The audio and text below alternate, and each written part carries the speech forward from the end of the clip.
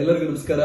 ನಮ್ಮ ಗಡಿನಾಡು ಬೆಳಗಾವಿಯ ನಿಪ್ಪಾಣಿಯ ವಿದ್ಯಾ ಸಂವರ್ಧಕ ಮಂಡಳದ 65ನೇ ಸಂಸ್ಥಾಪನಾ ದಿನಾಚರಣೆಯ ಅಂಗವಾಗಿ ಇದೇ ದಿನಾಂಕ 9 ಜನವರಿ 2024 11 ಗಂಟೆಗೆ